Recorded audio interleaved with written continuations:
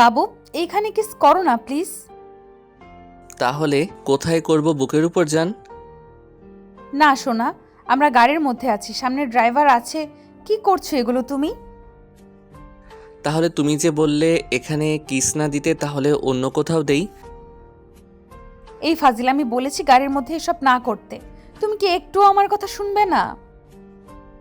আমার আদর আদর পাচ্ছে, ওই জন্য তোমাকে কাছে টেনে নিচ্ছি। তাতে কার কি? তুমি দিন দিন এত বেপরোয়া হয়ে যাচ্ছ কেন? গাড়ির ড্রাইভার আছে আর তুমি তারপরও এরকম করছো।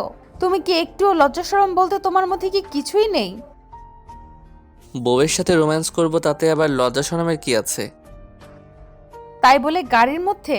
প্লিজ সোনা, এরকম করো না। দেখো ড্রাইভার চাচা কি বলবে এমন করলে। তুমি এগুলো করলে কি আমার ভালো লাগবে বলো? তুমি আমাকে আটকাতে পারবে না। প্লিজ জান, আমাকে আটকে দিও না। আমার এখন আদর পেতে ইচ্ছে করছে, তাহলে কি করব বলো? আমি কি তোমাকে আদর করব না? আমার কি তোমাকে কাছে পেতে ইচ্ছে করে না বলো?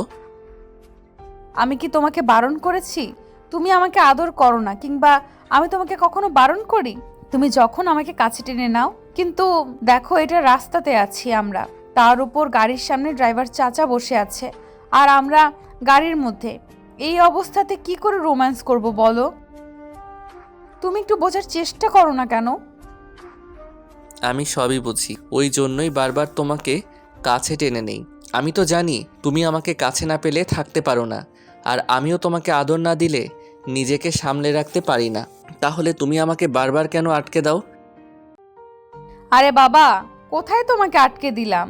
এখন এই অবস্থাতে তোমাকে কি করে আদর করতে দেই? তুমি তো অনেক দুষ্টু, ফাজিল আর লুচু হয়ে যাচ্ছ দিন দিন। ওই জন্যই যখন তখন যেখানে সেখানে আদর দিতে শুরু করো। তাই তো আমি তোমাকে আটকে দিলাম, আর তুমি বলছো আমি তোমাকে আদর করতে দেই না। যেটা সত্যি সেটাই বলেছি। দিন দিন তোমার বিহেভিয়ারগুলো চেঞ্জ হচ্ছে কেমন যেন। আমার থেকে দূরে সরে যাচ্ছ। তুমি যেন আমাকে ইগনোর করতে পারলেই বেঁচে যাও। এগুলো কি জান? আমি তো তোমাকে ভালোবাসি বলো, তাহলে এগুলো করো কেন? তুমি জানো না এরকম ইগনোর টাইম আমি নিতে পারি না? নাইম, আমি এখনো তোমাকে সেই আগের মতোই ভালোবাসি। আমার এমন কোনো কাজ তুমি দেখেছো যে কখনো প্রকাশ পেয়েছে আমি তোমাকে ভালোবাসি না? কিংবা তোমার মনে হয়েছে যে তুমি আমাকে কাছে পেতে গেলে তুমি আমাকে কাছে টেনে নিলেই তোমাকে দূরে সরিয়ে দেই? এই তো এখন মনে হচ্ছে। আর আজকে ছাড়া যে এমনটা হয়নি তেমনটা তো নয়। অফিসে যখন তোমাকে কাছে টেনে নেওয়ার চেষ্টা করি তখনই তুমি দূরে সরিয়ে দাও। বাসায় গিয়ে যখন তোমাকে আদর করতে ইচ্ছে করে, তোমাকে কাছে টেনে নিলে তুমি আমাকে এত বেশি ইগনোর করো। তোমার চোখে মুখে সেটা প্রচণ্ড পরিমাণে বিরক্তির ছাপ ফুটে ওঠে। কি হয়েছে আমাকে বলো, কি সমস্যা তোমার? আমার সাথে থাকতে সমস্যা করলে সমস্যা তো। তুমি এইভাবে বলছো কেন? আমি একটাবার বলছি যে আমি তোমার সাথে থাকতে সমস্যা, কিংবা তুমি আমাকে স্পর্শগুলো করলে সমস্যা? দেখো, আমি তোমাকে অফিসের মধ্যে ইগনোর করি এই জন্যই কারণ অফিসে এগুলো করা ঠিক বলো? তারপর যদি ভুলভাল কিছু একটা হয়ে যায় অফিসের মধ্যে, তখন কি হবে বলো? তখন সবাই খুব ভালো বলবে আমাদের। ওই জন্যই দরজা আটকে নেই। আর তুমি কি বলো, ওইখানে সবাই জেনে যাবে? এটা তোমার ভুল ধারণা। তুমি চাইলে আমাকে কাছে টেনে নিতে পারো, তারপরও দূরে সরিয়ে দাও, কারণ তোমার ইচ্ছা করে না আমার কাছে আসতে, আমার স্পর্শগুলো পেতে। আসলে সত্যি করে একটা কথা বলো তো, আজকে কি হয়েছে তোমার, যার জন্য এভাবে যেতে পারলেই বাঁচো? বেবি, তোমার কাছে এরকমটা মনে হচ্ছে কেন? প্লিজ এইসব ভেবো না। দেখো, আমি কখনো বলেছি যে আমি তোমাকে ভালোবাসি না আগের মতো? আমাদের মাঝে সেই ভালোবাসাটা নেই। তাহলে তুমি এটা কি করে ভাবতে পারছো বলো? আমি তো তোমাকে এখন অনেক বেশি ভালোবাসি বলো। তাহলে এরকম ইগনোর করার মানে কি? তুমি যদি আমাকে ভালোই বাসতে তাহলে কখনো ইগনোর করতে না। সামান্য তোমাকে একটু দূরে সরিয়ে দিয়েছি বলে তোমার কাছে মনে হয়েছে আমি ইগনোর করেছি? হ্যাঁ, এইটা ঠিক যে অফিসের মধ্যে আমি তোমাকে দূরে সরিয়ে দিয়েছি। সেটা কেন করেছি বলো? যখন তখন অফিসের মধ্যে যে কেউ চলে আসতে পারে, তার উপর বাসায় যাওয়ার সাথে সাথেই কি এইসব করার মুড থাকে বলো? তারপরও যদি তোমার কাছে মনে হয় আমি তোমাকে ইগনোর করেছি, তাহলে আমার কাছে আর কিছুই করার নেই। তুমি আমাকে এমনটা ভেবেছো আমি সেটা ভাবতেই কষ্ট হচ্ছে। জান, আমি তোমাকে এখনো অনেক বেশি ভালোবাসি। তোমার এই কথাগুলোতে আমার প্রচন্ড পরিমাণে খারাপ লাগছে, যেটা তোমাকে বলে বোঝাতে পারবো না। আমি সামান্য গাড়ির মধ্যে তোমাকে একটু আদর দিতে বারণ করেছি, আর তাতেই তুমি এমন করে আমার সাথে কথা বলছো। বলো, সমস্যা নেই, কিন্তু যখন আমি আর তোমাকে বাধা দিব না, যখন বিপদে পড়বে, তখন আমাকে আর বলতে আসবে না। আমি কি পাগল নাকি? আমার মাথা খারাপ যে আমি তোমাকে আদর করতে যাব? কখনোই না। আজকে তুমি আমাকে বুঝিয়ে দিয়েছো যে তুমি আমাকে কতটা ইগনোর করতে চাও আর কতটা দূরে সরিয়ে রাখতে চাও। তোমার এই ইগনোরই বলে দিয়েছে তুমি আমাকে এখন আর আগের মতো ভালোবাসো না। আমার বোঝা হয়ে গেছে, আসলে সবাই ঠিকই বলেছিল, বিশেষ করে আমার বন্ধুরা, যে বসের মেয়েকে কখনো বিয়ে করতে নেই, তাহলে হয়তো তার থেকে অবহেলিত হতে হয়। আর তুমিও সেটাই করলে। আমি আর কখনো তোমার কাছে আসার চেষ্টাও করব না। তুমি এইসব কথা আমাকে এমন করে বলতে পারছো? তুমি ড্রাইভারের সামনে এইসব কথা বলে কি বোঝাতে চাইছো? তুমি আমাকে আগের মতো ভালোবাসো না? আমি তোমাকে সত্যি ইগনোর করেছি, তুমি সব বলতে পারছো? এত ভালোবাসার পরও তোমার কাছে মনে হচ্ছে আমি তোমাকে ভালোবাসি না? তাহলে সেটাই সত্যি।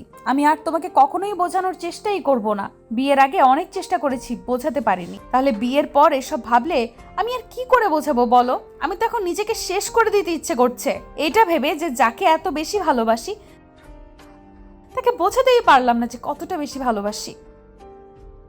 না, তুমি আর আমাকে আগের মতো ভালোবাসো না। যদি তাই বাসতে তাহলে কখনো এভাবে আমাকে ইগনোর করতে পারতে না। তোমার ইগনোরটাই বলে দিয়েছে তুমি আমাকে আর আগের মতো ভালোবাসো না। হয়তো তোমার লাইফে নতুন কেউ আসতে চলেছে, ওই জন্য তার কথা চিন্তা করে তুমি আমাকে এমন করে ইগনোর করতে চাও। তার সাথে তুমি সুখে থাকতে চাও, তাই তো? তাহলে সেটা আমাকে বলে দাও। এরকম নাটক করার কিছু নেই। আমি একটা রিজন দেখালাম আর তুমি সেটাকে পেয়ে বসে আমার সাথে এরকম করলে। তোমার চিন্তা ভাবনা এতটা নীচ আমি ভাবতেই পারছি না। তোমাকে আমার ভালোবাসাটাই ভুল হয়েছে, আজকে সেটা আমি বুঝতে পেরেছি। আব্বু আম্মু এই জন্যই বারবার বলেছিল যে কোনো মিডল ক্লাস ফ্যামিলির ছেলেকে ভালোবাসতে নেই, তার সাথে সম্পর্কে জড়ালে এরকমটাই হতো, এরকম অবহেলাই পেতে হয়। আর তুমি সেটাই বোঝালে। তুমি উল্টো বলে দাও যে তোমার লাইফে অন্য কেউ আছে, সেই জন্য তুমি আমাকে এমন করে ইগনোর করতে চাও। তুমি কি সব সময় আমাকে কাছে টেনে নাও বলো? আমি কি তোমাকে কাছে টেনে নেওয়ার চেষ্টা করি না? এগুলো কি তুমি আমাকে করো না বলো? হ্যাঁ, আমিও তো তোমাকে ইগনোর করি, তাই না? যখন তখন ইগনোর করি। যখন ডাইনিং রুমে এসব করো তখন তো তোমার আব্বু আম্মুর সামনে এসব করতে ভালো লাগে, তাই না? আর কখনো এসব করব না। আজকে তুমি বুঝিয়ে দিয়েছো তুমি আমাকে কতটুকু ভালোবাসো। তোমার ভালোবাসা মরে গেছে, সেটা এখন আমি বেশ ভালোই বুঝতে পেরেছি। আমাকে আর কিছু বোঝাতে হবে না। তোমাকে আর কে বোঝাতে যাবে? আমার সবচেয়ে বড় ভুল ছিল কোথায় জানো? তোমাকে ভালোবাসাটা। তোমাকে ভালোবেসে আমি অন্যায় করেছি, আর সে অন্যায়ের শাস্তিটা তুমি এখন আমাকে প্রতিনিয়ত দিচ্ছ। আমি আজকে বুঝে গেছি তুমি নিজেই আমাকে আর আগের মতো করে তোমার লাইফে চাও না, তাই তো? তাহলে বিয়ে করেছিলে কেন বলো? আমি বলেছিলাম বিয়ে করতে? একদম উল্টাপাল্টা কথা বলবি না। বিয়েটা আমি করতে চেয়েছিলাম নাকি তুমি করতে চেয়েছিলে? কে কান্নাকাটি করেছিল? বিয়ে করার জন্য আমি কখনো খুব বলেছিলাম? আমাকে বিয়ে করে আমি রিলেশনে যাওয়ার জন্য যখন প্যারা দিয়েছিলে তখন আমি তোমাকে বারণ করেছিলাম না? আমি বারবার বলেছিলাম আমি একটা গরিব ঘরের ছেলে, আমার সাথে তোমার যায় না। কখনোই তুমি কি বলেছিলে আমি যদি তোমাকে রাস্তাতে রাখি তুমি সেখানে থাকতে আসো? শুধু আমার বুকে মাথা রেখে এখন সেটা ভুলে গেলে। তারপর আবার কি বলেছিলে? বলেছিলে না যে তুমি আমাকে ছাড়া থাকতে পারবে না? আর বিয়ের সময় যখন আমি বারণ করেছিলাম যে আমার পক্ষে তোমাকে বিয়ে করা সম্ভব না, তখন কি বলেছিলে? তুমি মরে যাবে আমাকে না পেলে। এগুলোর জন্য তোমার আব্বু আম্মুকে আমার বাসায় পাঠিয়েছিলে। আমি রাজি ছিলাম, আব্বু আম্মুকে জোর করে রাজি করিয়েছিলে। এখন এগুলো ভুলে গেছো, তাই তো? তুমি কি বোঝাতে চাইছো? তোমার জন্য আমি এতটা পাগলামি করেছি, তাহলে তুমি বুঝতে পারছো না আমি তোকে কতটা ভালোবাসি? তুমি এইসব বলতে চাইছো?